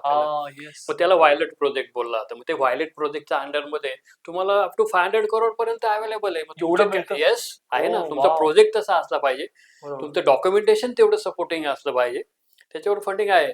आणि खूप लोक याच्यामध्ये चार्टर्ड अकाउंटंट्स वगैरे झाले, हे याच्यामध्ये असं फंडिंगला फसवत नाहीत. फंडिंगला बस म्हणजे स्टार्टअपला तुमच्याकडनं आधी ऍडव्हान्स घेणे वगैरे, जिथे कुठे तुम्हाला कोण ऍडव्हान्स मागतंय ते तुम्ही अवॉइड करायला पाहिजे. एक्झॅक्टली. आणि प्रॉपर गायडन्स घेऊन प्रॉपर डॉक्युमेंटेशनची लिस्ट तयार करा, त्याच्यानुसार पेपर्स रेडी करा, रजिस्ट्रेशन्स रेडी करा, मग अप्रुव्हल्स घ्या. बरोबर. तर याच्यामध्ये आपण काम करायला पाहिजे. Yes. Perfect sir. सर तुम्ही मॅन्युफॅक्चरिंग सेक्टरच्या स्कीम्स बद्दल सांगितलं, तसंच इतर कुठल्या सेक्टर्ससाठी सरकारी काही स्कीम्स आहेत का? इतर मॅन्युफॅक्चरिंगच्या नंतर येतो ट्रेडिंग. ट्रेडिंग. बरोबर. ट्रेडिंग म्हणजे काय, हा मॅन्युफॅक्चर्स कडनं प्रॉडक्ट घेतो आणि दुसऱ्या सब डीलरला विकतो, हा झाला ट्रेडिंग. हो. ह्या ट्रेडिंग लोकांसाठी सुद्धा CGTMSC गव्हर्नमेंटचा स्कीम आहे. ह्या CGTMSC मध्ये अप टू 10 करोड पर्यंत विदाउट कोलॅटरल आपल्याला एक लोन अवेलेबल होतं, त्याला कॅश क्रेडिट असं बोललं जातं. बरोबर. हे 10 करोड म्हणजे काय, तर तुमच्या टर्नओव्हरच्या 20% is the 10 crore. Okay. Okay. म्हणजे म्हणजे- मॅक्सिमम कॅपिंग. हा, मॅक्सिमम कॅपिंग 10 करोडचंच लिमिट आहे. बरं. तर ते आता मध्यंतरी हे पण ऐकायला मिळालं, एक बिझनेसमॅन आला, त्याचा टर्नओव्हर होता 1.5 करोड रुपयाचा, आणि तो सर आता न्यूज ऐकली, पेपरला पण आलंय 10 करोड पर्यंत मिळू शकतं, मग मला 5 करोड हवेत. म्हटलं त्यांचं जे पुढचं सगळं डिटेलमध्ये जर वाचलं तर तुमचा मागचा वर्षाचा जो टर्नओव्हर झालाय त्याच्या 20%. त्याच्या 20%. ओके. असं तर ते- फ्लॅट 10 कोटी नाही, मग ते आपलं बसतंय का? करेक्ट. नाही. मग त्याच्यामध्ये नेमकं काय करणार तुम्ही? कशासाठी पैसे हवे तुम्हाला? बिझनेस आहे, मग तिथे नेमकं का हवेत? मग त्याच्यासाठी काही फॉर्म्युलेज आहेत, जे फॉर्म्युले मी देणारच आहे आता. हो. हे स्पेशल गिफ्ट राहील आपल्या सगळ्या ऑडियन्ससाठी. परफेक्ट. हे फॉर्म्युलेज तुम्ही तुमच्या बॅलन्स शीट मध्ये जर पाहिले आणि ह्या फॉर्म्युल्यामध्ये जर बॅलन्स शीट बसवली तर तुम्हाला कुठली बँक तुमच्या घरी येऊन पैसे देणार. अरे क्या बात आहे. येस. Wow, amazing. म्हणजे तुम्हाला हेच फॉर्म्युले CA बसवणार आहे, हेच फॉर्म्युले आम्हीच बसवतो. राईट. कारण तुम्ही या सीआर फॉर्म्युलेमध्ये तुमचं बुक किपिंग वगैरे सगळं घेऊन आम्हाला त्याच्यामध्ये बसवावं लागतं, तेव्हाच तो बँकर रेडी होतो. परफेक्ट. सर्वात शेवटी सांगा सर, म्हणजे लोक एपिसोड शेवटपर्यंत परफेक्ट सर. पुढच्या प्रश्नाकडे जाऊयात. तुम्ही आपण जेव्हा चर्चा करत होतो तेव्हा तुम्ही मला असंही सांगितलं होतं की MIDC किंवा डेव्हलप्ड इंडस्ट्रियल एरियाज मध्ये जे लोक बिझनेस करतात त्यांच्यासाठी सुद्धा सरकारच्या काही योजना आहेत, तर त्याबद्दल थोडं. सगळ्यात महत्वाचं म्हणजे आता सेंट्रल गव्हर्नमेंट आणि पूर्ण भारतामध्ये महाराष्ट्र स्टेट गव्हर्नमेंट 2 स्कीम्स चालू आहेत, अनाऊन्स केलेले आहेत ऑलरेडी, त्यांचे सर्क्युलर्स पण आहेत. याच्यामध्ये ते अनडेव्हलप्ड MIDC साठी जास्त फंड्स त्यांनी ठेवलेले आहेत. अनडेव्हलप्ड MIDC, डेव्हलप्ड MIDC कडे सगळेच जात आहेत. बरोबर. मध्यंतरी एक सर्वे असा पाहिला गेला की पुढच्या 10 वर्षामध्ये ज्या डेव्हलप्ड MIDC आहेत, खास करून महाराष्ट्रामध्ये पुणे, मुंबई या साईडला, पुण्याचा जर विचार केला तर 10 टाइम्स पब्लिक खेडेगावाकडनं किंवा बाकीच्या जिल्ह्यांमधनं ह्या सिटीमध्ये येणार आहे. मग हा फिगर, हे त्यांचं प्लॅनिंग किंवा हा त्यांचा फ्युचर मधला येणारा जो लोड आहे हा कॉर्पोरेशन्सला दिला गेला, आणि कॉर्पोरेशन्स मॅनेजमेंटला सांगितलं की पुढच्या 10 वर्षामध्ये तुम्ही मॅनेज करा की आता जे पब्लिक आहे याच्या 10 टाइम्स पब्लिक इथे येणार आहे. ओके. मग हे जर थांबवायचं असेल तर यासाठी काय उपाय आहे? तर आपल्या गव्हर्नमेंट औद्योगिक विभागाने याच्यावर सजेस्ट केलं की आपल्या इथे अनडेव्हलप्ड MIDC एरिया आहेत, त्या MIDC मध्ये जर स्कीम्स दिल्या, सेम त्यांना फंडिंग अवेलेबल करून दिलं, सेम वर्किंग स्टाईल तिथे अवेलेबल करून दिली, सेम सॅलरी स्टाईल तिथे अवेलेबल करून दिली, तर हा फ्लो इकडे यायचा थांबेल आणि यांना जो स्टाईलनी जगायचं आहे ती स्टाईल तिथे उपलब्ध होईल. त्यामुळे ते इकडे येणार नाहीत सिटी साईडला आणि तो एरिया पण तेवढा डेव्हलप होईल. ओके. असे अनडेव्हलप्ड MIDC एरिया महाराष्ट्रामध्ये भरपूर आहे. मग त्याबद्दल जिल्ह्यामध्ये माहिती कशी मिळवावी? ती पण एक वेबसाईटला माहिती आहे, आहे. ते गुगलला टाकले ती पण येते. यांनी प्रत्येक जिल्ह्यामध्ये प्रत्येक तालुका वाईज त्याला ग्रुप्स दिलेले आहेत, A group, B group, C group, D+. तर ह्या ज्या स्कीम्स आहेत ह्या सगळ्या स्कीम्स D+ ग्रुप्सलाच अवेलेबल आहेत. ओके. मग हे पुण्याचा जर विचार केला, पुणे जिल्ह्याचा, तर पुणे जिल्ह्यामध्ये फक्त 2 तालुके असे येतात की ते D+ मध्ये आहेत. एक आहे भोर आणि दुसरं आहे जुन्नर. बाकीचे सगळे आपल्या इथे डेव्हलप झोन मध्ये. वाव. त्यामुळे तिथे स्कीम मिळत नाही. मग ह्या डेव्हलप्ड झोन मधल्या लोकांना जर घ्यायचं असेल तर त्यासाठी काय, मग त्यासाठी त्यांनी स्टेट गव्हर्नमेंटची स्कीम घेण्याऐवजी सेंट्रल गव्हर्नमेंटच्या स्कीमला अप्लाय केलं पाहिजे. बर सेंट्रल गव्हर्नमेंटच्या स्कीमला असला कुठलाही क्रायटेरिया नाही. Okay. You can do in बर. एनिवेअर. सर मला आणखी एक प्रश्न होता. आता सरकार बद्दल म्हटलं ना की थोडीशी अनासक्ती असते लोकांमध्ये, कारण की आपण म्हणतो यार हे सरकारी काम आहे, हे काय होणार नाही पटकन, बरोबर आपल्याला उगाच खेटा घालाव्या लागतील. बरोबर. तर तुमचा अनुभव काय आहे, म्हणजे होऊ शकतं सुरळीत हे हे पेपर वर्क जर का हे चांगलं असेल? सगळं सुरक्षित होऊ शकतं, प्रॉपर अप्रोच. आणि याच्यामध्ये मेन म्हणजे आपलं शांतता असणे, पेशन्स ठेवणे बरं. हा सगळ्यात जरुरी आहे. आणि बिझनेसमध्ये तेवढा टाइम फ्रेम आपण घेऊन चाललं पाहिजे. कन्सिडर करायला कारण पाहिजे. हा जो स्टाफ आपल्यासाठी काम करतो, हा फक्त तेवढंच काम नाही, तर याच्या व्यतिरिक्त पण त्यांना काही कामं लादली जातात. जसे काही इलेक्शन्स येतात आणि हा. इलेक्शनमध्ये जिल्हा परिषद इलेक्शन, कॉर्पोरेशन इलेक्शन, नगर परिषद इलेक्शन, या सगळ्यांचा टाइम झोन वेगवेगळा असतो. बरोबर. आणि मग पूर्ण त्या टाइम झोन साठी हा सगळा स्टाफ युटिलाइज केला जातो. बरोबर. मग त्या स्टाफकडे वेळच नसेल तर तो हा इकडे वेळ कधी देणार? नाही. मग अशाच पिरियड मध्ये आपण जर काही विचारायला गेलो तर मग ते नाहीये, असं काही नाही, असं 2 उत्तर महिन्यांनी देऊन. या. हा. आणि मग म्हणून आपल्याला वाटतं की अरे होणार नाही हा, काम म्हणून. हे होणार आपल्याला चक्रा मारायला पण लावतात. ऍक्च्युली डेव्हलप झालेले आहेत आपल्या इथे. ओके. ऍक्च्युली डेव्हलपमेंट मध्ये आम्ही एक उदाहरण देतो. एक यूपी मधला एक माणूस जो ट्रेनने सेकंड क्लास डब्यातनं एक बॅग घेऊन मुंबईमध्ये एका लग्नासाठी आला होता. त्या लग्नामध्ये त्याला काही ऑफिसर्स भेटले, ऑफिसर्स बरोबर चर्चा झाली. हा कानपूरमध्ये आपल्या शर्टला लागणारे बटन्स मॅन्युफॅक्चरिंग करतो. बरं. ह्या व्यक्तीला इन्व्हाइट करण्यात आलं महाराष्ट्रामध्ये आणि त्याला पालघर MIDC मध्ये एक जागा अवेलेबल करून देण्यात अरे आली, बाप. ती पण free of cost government scheme मध्ये, ते अनडेव्हलप्ड. अनडेव्हलप्ड बरोबर. MIDC एरियामध्ये. हो, हो. आणि तिथून त्याने बटन, आज प्रत्येक पूर्ण महाराष्ट्रामध्ये बटन मॅन्युफॅक्चरिंगचा त्याचा एका महिन्याचा टर्नओव्हर, ही हार्डली त्याने मागच्या 3 वर्षापासून हे काम करतोय तो. त्याचा आत्ताचा टर्नओव्हर 5 करोड रुपीज आहे. क्या बात आहे. Yes. Wow. आणि पूर्ण महाराष्ट्रामध्ये आपण प्रत्येक जे बटन बघतो हा मॅन्युफॅक्चर करतो. बापरे. म्हणजे सर थोडक्यात हल्ली तसं बघायला गेलं तर सरकारने पण खूप काम केलेलं आहे. म्हणजे नुसती स्टार्टअप इंडियाची हवा नाहीये, तर सरकार पण त्यांच्या परीने खूप प्रयत्न करत हो. आहेत. आपलं जर का वर्किंग सॉलिड असेल, आपलं प्रोजेक्ट चांगलं असेल, व्हिजन असेल आपल्याकडे, तर तसं मग आत्ता आपल्या देशामध्ये, मग तसं बघायला गेलं तर व्यवसायासाठी पोषक वातावरण आहे मग हो. आता, आणि त्याचा फायदा आपल्या तरुण उद्योजकांनी घेतला पाहिजे असं वाटतं बरोबर. मला. सर आता पुढचा प्रश्न असा होता की संकटकाळी माणूस देवाचा धावा करतो आपण असं जसं म्हणतो, तसं अनसिक्युअर्ड बिझनेस लोन ट्रॅप मध्ये अडकलेल्या व्यक्तीने कोणाचा धावा करावा, यातनं बाहेर पडण्यासाठी काय केलं पाहिजे? यातून बाहेर पडण्यासाठी त्यांनी आधी CA ला कनेक्ट केलं पाहिजे किंवा आपल्याला कनेक्ट केलं पाहिजे. डेट बरं. कॉन्सॉलिडेशन मध्ये ह्या ट्रॅप मध्ये फसताना त्याला कळतं 2 महिने आधी की माझे EMI बाउन्स व्हायचे चान्सेस आहेत. अंदाज येतो तेव्हापासून त्याने आपल्याला. इमिडिएट कॉन्टॅक्ट करायला सुरुवात करायला पाहिजे. बरोबर. कारण proper reason, proper working, proper justification असेल तर आम्ही कॉन्सॉलिडेशन करून त्याला व्यवस्थित हम्म.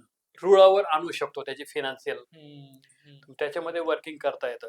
Correct. त्यांनी अजून एक याच्यामध्ये वे आहे, जर ट्रॅपमध्ये जास्तच फसला असेल तर मग आम्ही काही सोल्युशन्स गव्हर्नमेंट स्कीम्स घेऊन बरं. त्याच्या मिसेसला दुसऱ्या बिझनेसमध्ये इन्व्हॉल्व करून त्या स्कीम्स त्यांच्याकडे घेऊन हे मॅन्युफॅक्चरिंग त्याच्यावर शिफ्टिंग करून बरं. त्याला कसं तिथून बाहेर काढता येईल आणि मग तो Okay. फॅमिलीला फायनान्शियली कसं व्यवस्थित आणेल त्याच्यावर आम्ही हेल्प करतो. आणि मी स्वतः मित्रांनो सरांबरोबर ह्याच्यावरती भरपूर चर्चा केलेल्या आहे. सरांनी ह्या विशेषतः अशा प्रॉब्लेम्स वरती खूप काम केलेलं आहे आणि खूप डेडिकेटेडली ते काम करतात, कारण त्यांचं विजन पण हेच आहे की मराठी ऑन्टरप्रेन्युअर्सला सपोर्ट त्यांना करायचा आहे. त्यामुळे ठीक आहे, चुका आपल्याकडनं होतात, कधी आपल्या पहिल्या जनरेशनच्या ऑन्टरप्रेन्युअर्सला माहिती नसतं, कधी कधी बरोबर. आपल्याला अडचणी असतात, आपण पैसे उधार घेतो, पण तिथे अडकून राहणं हे नाही करायला पाहिजे. नाही करायला त्यामुळे आपण पटकन फायनान्शियल एक्सपर्टचा सल्ला घेतला पाहिजे. भेटला पाहिजे. सर याचाच एक दुसरा प्रश्न आहे, मग कधी कधी काय लोक अनसिक्युअर्ड बिझनेस लोन तर आहेच ट्रॅप, पण कधी कधी लोक क्रेडिट कार्ड बॉरोइंग पण खूप करतात आणि ते पण व्याजावर व्याज चढत हो. जातं. मग तो सुद्धा ट्रॅपच आहे, अनसिक्युअर्डचाच ट्रॅप आहे बरं. क्रेडिट कार्ड सुद्धा. आणि क्रेडिट कार्ड मध्ये अल्टिमेटली माइंडसेट काय असतो की पैसे नाही भरले तरी चालतील, किंवा याच्यामध्ये काही क्रेडिट कार्डचं आम्ही असं पण पाहिलंय की क्रेडिट कार्ड त्यांना इश्यू झालंय, क्रेडिट कार्डच मिळालं नाहीये पण ज्यावेळेस ते लोनला अप्लाय करतात त्यावेळेस सिबिल मध्ये दिसतं की तुमच्या नावाने क्रेडिट कार्ड आहे, त्याची एवढी ओ पेनल्टीज तुम्हाला ड्यू कराय, ती चार्जेस नाही आहेत. बापरे आणि हा त्या बँकरला जाऊन भेटतो, त्यावेळेस बँकर सांगतो की तुमची ब्रँच कोलकात्याची आहे, तुम्हाला कोलकात्याला जावं लागेल. आयुष्यभर हे पण बापरे एक्झाम्पल्स आम्ही पाहिलेत आणि केवळ त्याच्यामुळे सिबिल डाऊन झाला हो आणि त्यामुळे त्याला बँकेच्या लोनला इश्यू आला. कार्ड जर त्याने घेतलं नाही, कार्ड युटिलाइज पण नाही केलं, तरी सुद्धा ह्या प्रॉब्लेम मध्ये फसलाय. हम्म, याला कारण म्हणजे आपण ज्या मॉल्समध्ये व्हिजिट्स करतो हम्म. आणि तिथे जे आपल्याला क्रेडिट कार्ड विकणारे भेटतायत, हो त्यांना जो आपण आपला डाटा देतो, तर डाटा देताना सुद्धा विचार करा की कोण डाटा घेतोय, त्याचा मिसयूज काय एक्झॅक्टली होणार नाही हो का. हो कारण हो तुमचा मोबाईल नंबरवरच सगळा डाटा मिळतो. बस करेक्ट करेक्ट तर ती काळजी आपण सांभाळून घेतली राहायला पाहिजे पाहिजे एक्झॅक्टली ऑलवेज. एक्झॅक्टली मला तर बोलताना असं वाटतं की आपण जे मराठी माणसं म्हणतो की नाव आपलं खराब नाही झालं पाहिजे तसं मला असं वाटतं व्यावसायिकांनी पहिल्या दिवसापासून सिबिल खराब नाही झालं पाहिजे हो, माझं येस. कारण मला व्यवसाय लॉंग टर्म करायचा आहे मला आत्ता तात्पुरतं काही करायचं नाही हा माइंडसेट ठेवूनच फायनान्शियल डिसिप्लिन आणि आपलं सिबिल इंटॅक्ट ठेवणे ट्रॅक रेकॉर्ड क्लीन ठेवणे याच्यावरतीच भर दिला भर पाहिजे दिला पाहिजे. आणि याच्यावरचा सगळ्यात सोपा उपाय म्हणजे तुमच्या फॅमिली बरोबर डिस्कस करा. परफेक्ट सर परफेक्ट तिथूनच सुरुवात हे होते. जवळजवळ तुम्ही चौथ्यांदा आता ह्या पॉइंट वरती येस. स्ट्रेस करताय की फॅमिली बरोबर डिस्कस करा परफेक्ट सर सर पुढच्या प्रश्नाकडे जाऊयात आता एखादं स्टार्टअप आहे त्यांनी मिनिमम लीगल डॉक्युमेंटेशन आणि फायनान्शियल डॉक्युमेंटेशन की हे मिनिमम असलंच पाहिजे ते काय असावं मिनिमम डॉक्युमेंटेशन त्यांना सगळे गव्हर्नमेंट रजिस्ट्रेशन्स, ऍप्लिकेबल लायसन्सेस त्यांच्याकडे असले पाहिजे. त्याचबरोबर इन्कम टॅक्स डिपार्टमेंट म्हणजे पॅन कार्ड घेतल्यापासून आपण त्यांचे आय टी आर बरोबर बॅलन्स शीट, बॅलन्स शीट आलं की तिथं बुक किपिंग आलं, बुक किपिंग आलं की बँकिंग आलं, हे सगळं प्रॉपर व्यवस्थित ठेवलं गेलं पाहिजे. ज्यांच्याकडनं पेमेंट्स आपण घेतोय त्यांचे पण पेमेंट प्रॉपर बिल्स वगैरे घेऊन बिल्स ठेवलं गेले पाहिजेत. बरोबर ज्यांना आपण सेल करतोय त्यांचं पण पेमेंट रिसिव्ह करताना प्रॉपर बिल्स आपण ठेवले पाहिजेत. कारण सध्या आपण यांच्याबद्दलचे सायबर केसेस आपण बघतो आहोत मार्केटमध्ये. हो मी रिसेंटली माझ्या काही क्लायंटचे बर फेसेस करतो आहोत की यांनी एक प्रॉडक्ट सेल केलंय, त्याचं पेमेंट आलंय, पण त्याला पण कळालं नाही हे पेमेंट कसलं दिलंय, हो म्हणून त्यांनी सायबर कंप्लेंट टाकली आणि इकडे याचा अकाउंट होल्ड झालं. आयुष्यभर कालचीच केस. आणि बापरे ते अकाउंट होल्ड झालं 50 लाख रुपयाला. याचा डेली बापरे टर्नओव्हर आहे 1.5 ते 3 करोड रुपयाचा. परत हा शिस्तीचाच भाग आहे सर परत म्हणजे शिस्तीचाच भाग फॉर आहे. एक्झाम्पल मी छोटस कन्सल्टिंग केलं परवा 2,000 रुपये असेल पण मी माझ्या रेकॉर्डसाठी ते बिल तयार करून ठेवलं की बाबा हे राईट. आपल्या अकाउंटिंगला असू देत येस.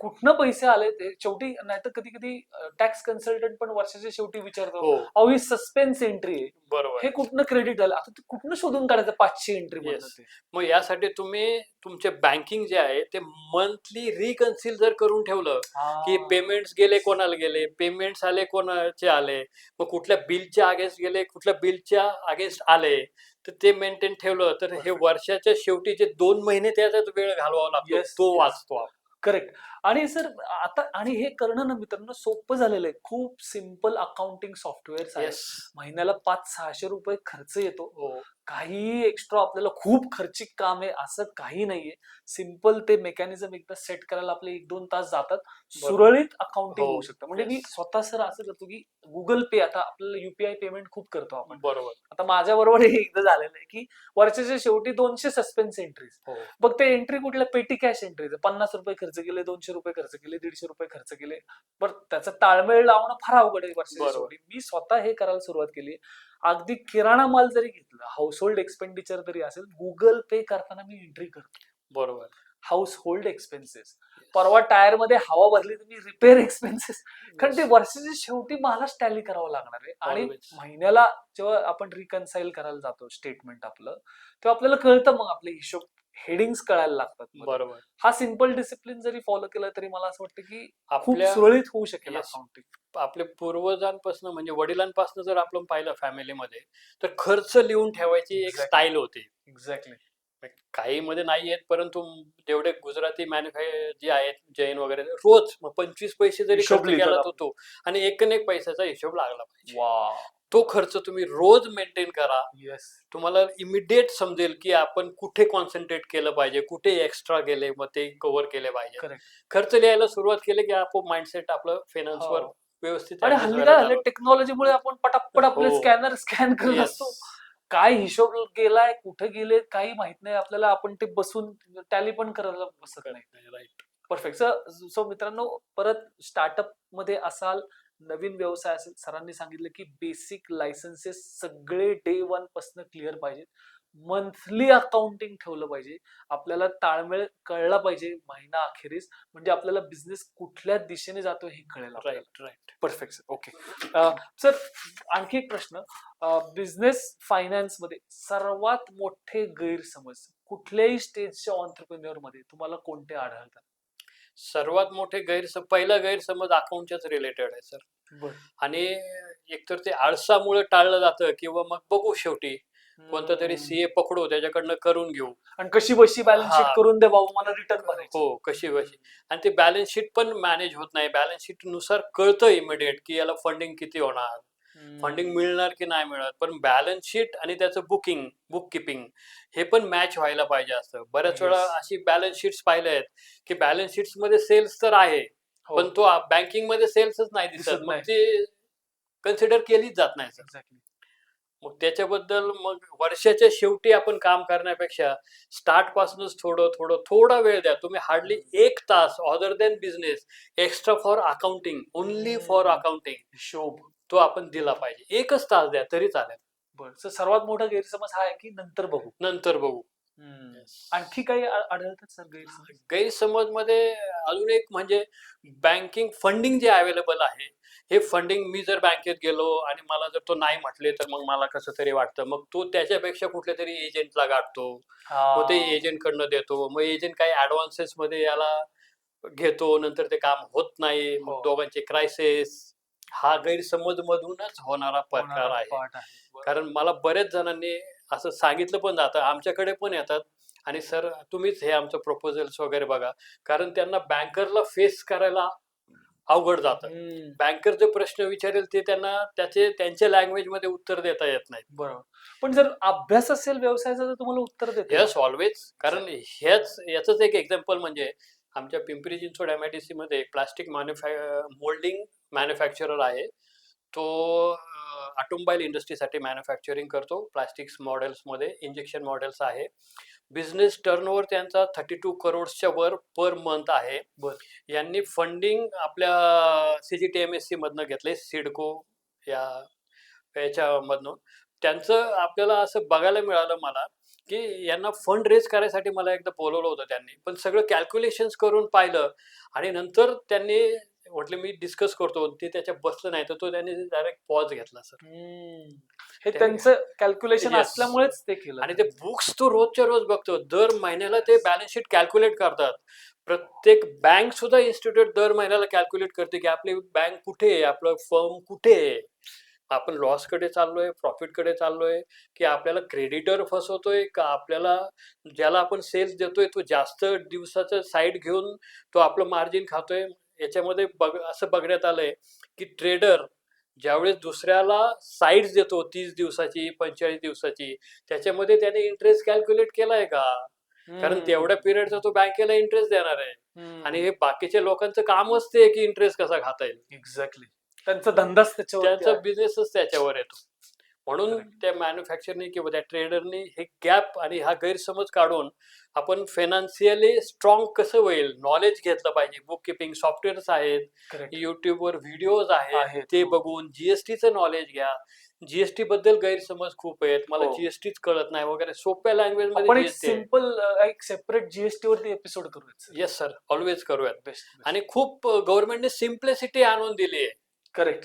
करेक्ट. आणि सिम्प्लिसिटी सगळीकडे केली आहे. तर त्याचा बेनिफिट घेऊन कसं एक्सपान्शन करता येईल तिकडे फोकस केला पाहिजे. हे खूप महत्वाचं आहे की बेनिफिट घेऊन एक्सपान्शन. कारण जीएसटी बद्दल सुद्धा ना मी लोकांकडनं ऐकतो, हा 20 लाखापर्यंत नाही पडत ना, मग 2 फर्म उघडूयात, हा, मग इथं 20 लाख घेऊ तिथं 20 लाख. मी म्हणतो, भर की जीएसटी काय फरक Right. पडतो, जो बिझनेस वाढेल ना. आता मागच्याच महिन्यातलं एक एक्झाम्पल, मुंबईमधलंच एक जीएसटी मला रजिस्ट्रेशन साठी आलं. ही इज द प्रोपरायटर आणि त्याच्या 4 फर्म आहेत सर.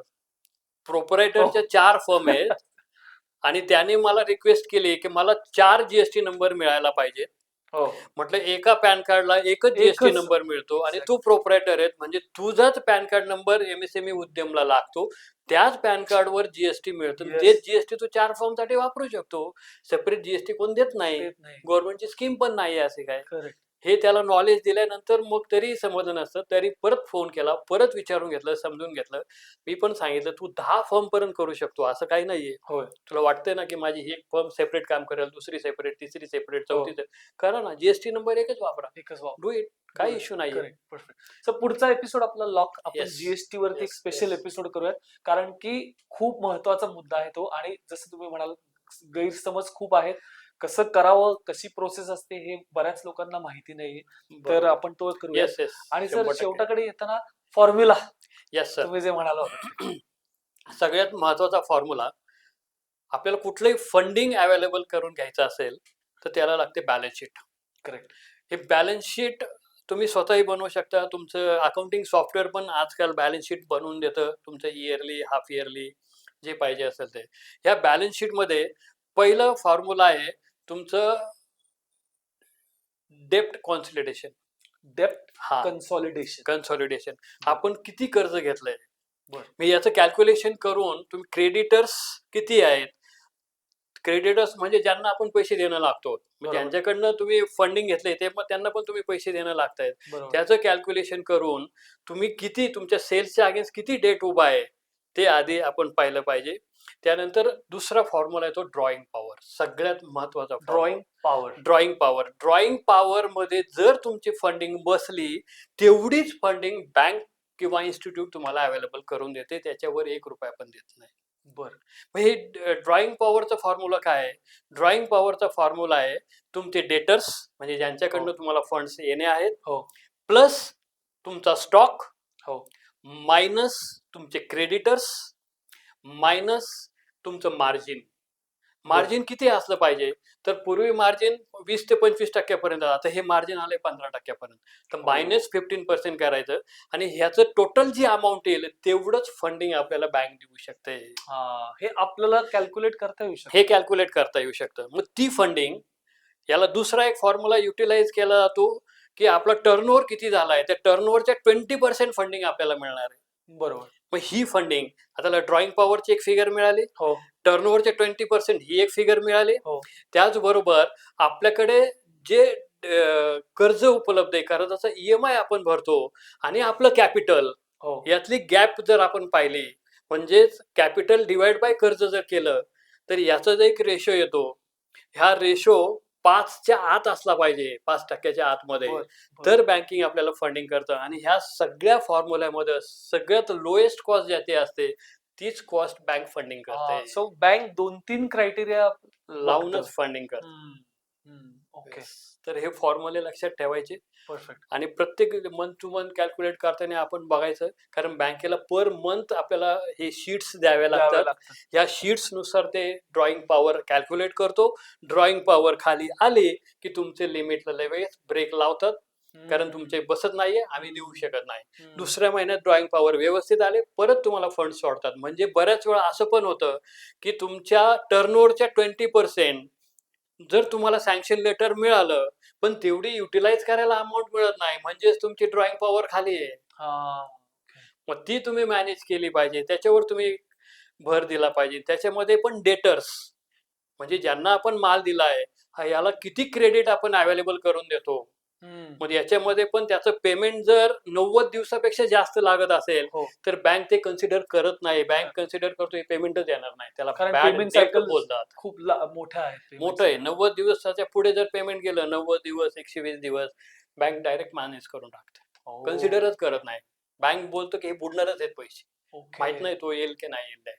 म्हणजे क्रेडिट देताना सुद्धा खूप आपल्याला विचार करून अभ्यास करूनच दिलं गेलं पाहिजे. Okay.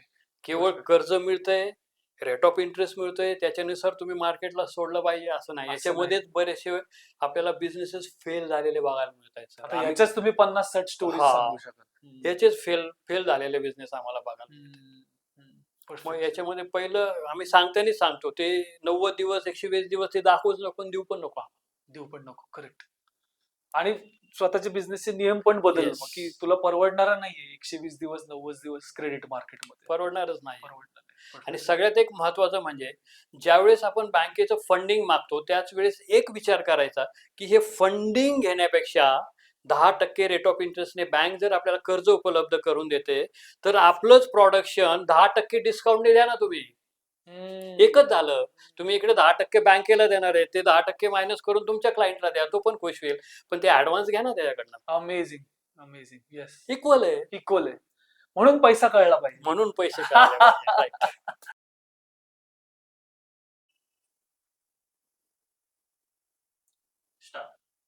Sir, thank you so much आत्मोद्योगच्या एपिसोडमध्ये आल्याबद्दल. आणि माझ्या काही काही गोष्टी एकदम लक्षात राहण्यासारख्या आहेत ज्या तुम्ही शिकवल्यात आज.